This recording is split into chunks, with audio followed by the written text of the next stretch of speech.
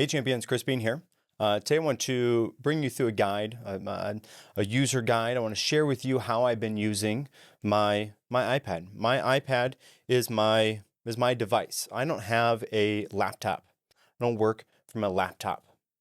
This is the device that I carry with me basically everywhere I go.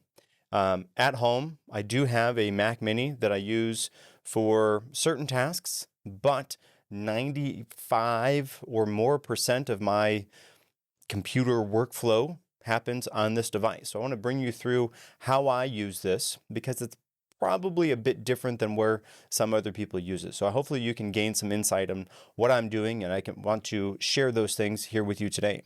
So one thing that I have set up here is all of my home screens. I say all of my home screens. I'll get more specific on why I say that, but my home screens are just one screen. I don't have a bunch of apps always there, and I'm not like, man, I forgot what screen that's on. Nope, I have one. I have different focus modes set up, and the different focus modes have different home screen layouts with different apps on each of those pages. My side swipe over on the let's say not the app side, the other side does have a few select things that stay static. Everywhere else is just stays within the one screen, the one home screen that I have. So going through systematically and structuring that was a little bit of a challenge, right? So that's why I want to share this with you. I want to give you an idea of what those look like for me. I have a handful of different focus modes set up. I have one for regular. That's my standard operating system, my standard focus mode. I have an entertainment focus mode. I have a podcast focus mode. I have a writing focus mode, a reading focus mode, a productivity focus mode, a work focus mode, and a fitness focus mode. All of those different focus modes have different screens that go with them. All of the different screens have different colors that are associated with them. Depending on what focus mode I have, it blocks me out of certain apps. So if I'm in my regular focus mode, I have that block out any type of social media type of app. And then when I go back into the entertainment focus mode, I have access to those entertainment type of apps, right? I want to kind of structure how I'm using my iPad based on what focus mode I'm in. And I know what focus mode I'm in by what color everything is. And the screen, the background of the screen, the wallpaper, and the apps are all themed to be the different colors, so they match. So I have a green for work, I have blue for productivity, I have red for entertainment, and then the standard kind of normal one is like the moon background, and everything's kind of gray. That is something that I do that, again, puts me in the right frame of mind as I'm using the iPad. And the other thing that I have is during the different focus modes, it prioritizes different type of app notifications. So for example, when I'm in a podcast focus mode, like I am right now, I'm recording, when I'm in a recording focus mode, maybe I should change that. But regardless, when I'm in that podcast type focus mode, I don't get phone calls, I don't get app notifications, I don't get anything from anybody. My wife could call me and it wouldn't ring because I use my iPhone for my camera. That's what we're recording this on right now. So because I use my iPhone for my camera, if I get a phone call or a text message or something, that kind of messes up how that workflow goes for me. So I turn all of those things off, right? Don't want to be, don't want that to mess up the recording or whatever else is going on. So not to mention, if I'm recording a podcast, even if I was using a different camera, I don't want my phone beeping and buzzing and ringing while I'm recording a podcast with somebody because that's not professional. So I have that mode that turns all of that off. When I'm in the work mode, it prioritizes all of the work type of things, Slack and whatever emails for those specific people that I need to get in contact with for work. It prioritizes those. And then when I leave that focus mode, it deprioritizes those things, or it doesn't give me the notification for those until I go back into that focus mode. So structuring this in the way that I have was a little bit tough, was a little bit of a strategic breakdown. I pulled from a couple different sources of what people do and how they set this up. But again, I wanted you to see what it looks like. You can see in the home focus mode, I just have the one screen. I have, a handful of things over on one side and the other side. And I have it set up because I kind of use my iPad in landscape mode. So things are positioned so that I can reach them easily with my thumbs. You can see I got stuff on the left side and I got some more stuff on the right side. And then, as we move up to the entertainment type of focus mode, this is where the kind of U-shape layout for the apps begins. It's kind of the first one that has that. And again, I'm prioritizing for where my thumbs sit on the device. That's how I use this device. So I'm prioritizing it for that type of setup. And then, I can reach the center, but those are the apps that I use maybe a little bit less frequently. The high frequency apps are over where my thumbs are. You can see that there.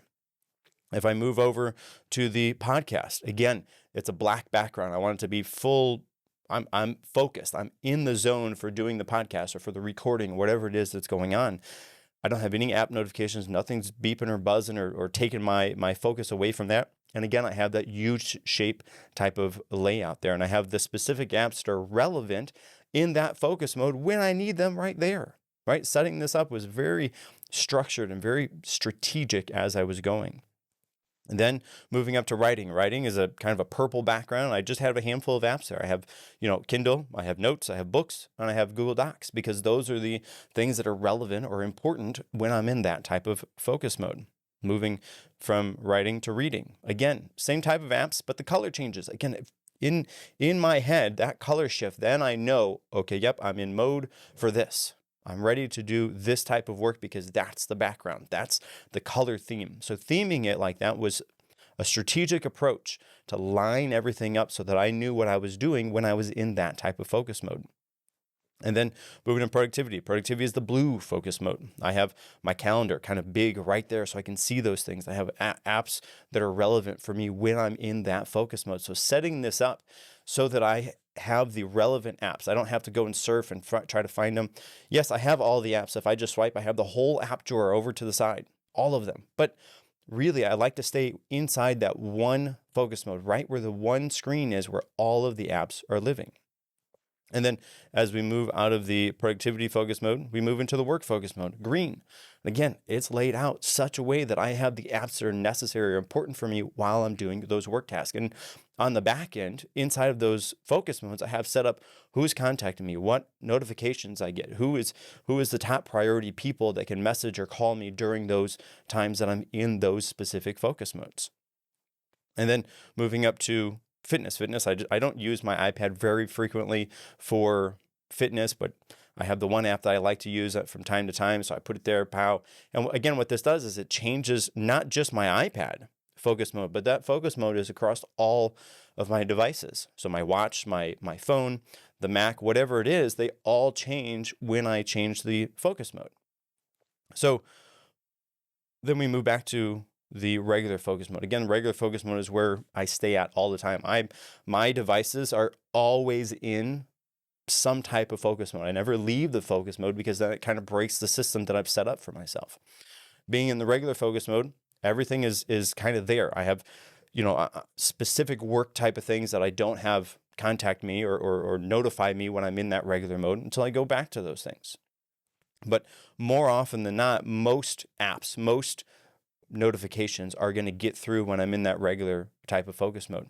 On the regular type of focus mode, as you can see, I also have it set up to do a low power mode. My iPad, this is the M1 iPad. It came out in 2021. So we're in 2025 now. I've been using it every day. This is my standard device. I use this most of the time, even more than I use my phone. So the battery is probably not as good as it was once upon a time, but nonetheless, that battery saver mode, low power mode, I don't notice hardly any difference. I don't notice any stutter or issues at all. But nonetheless, I have it on because I know in the background it's conserving that battery. And the other thing that I like to do is when I'm at home, in order to have an effort to be on my devices less frequently than otherwise, I have Grayscale set up. And so I have Grayscale set up through an automation in Shortcuts that Grayscale will happen from, this time to this time. It'll be in Grayscale, which is basically when I'm at home, if the family is here. That way I'm less likely to spend so much time on the devices because it's gray. It doesn't look very good. Can I go and turn it off? Yes, I can, but that's an extra hurdle. So I consciously make the effort to not turn off Grayscale mode. But leave it in Grayscale mode. Again, that is a way to prevent me from using the iPad all the time or my phone or whatever it is.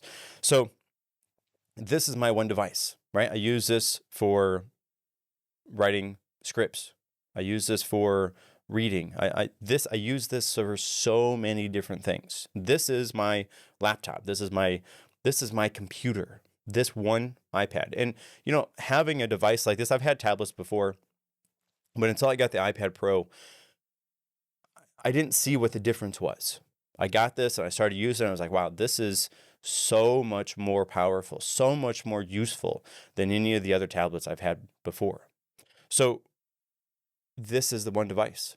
And in the beginning, it was a little bit of a, okay, I have to just try to, how can I get this to work for me? What can I change or modify in my workflow to get it to work on the iPad? And I've done that.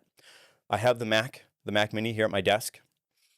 I use that for Zoom calls. So I have podcasts called the Prestigious Initiative. You can go and check that out. We're on YouTube and everywhere you listen to podcasts at. I use that for Zoom calls. Zoom on the iPad, not the best. And I like to use my iPhone as the camera through continuity camera. The Mac works super good with that. At least at the time that I got the Mac Mini, that wasn't something that worked with the iPad.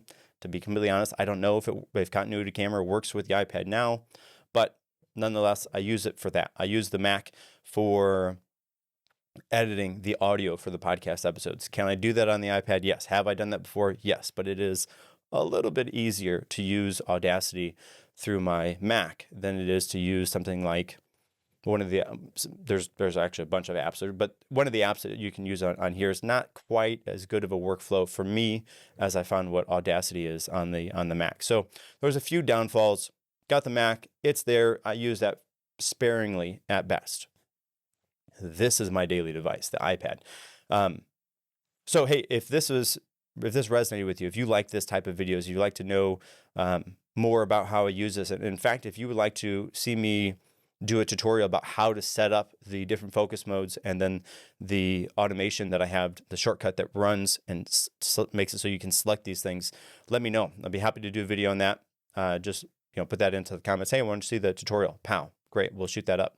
Until next time, this is Chris Bean signing off.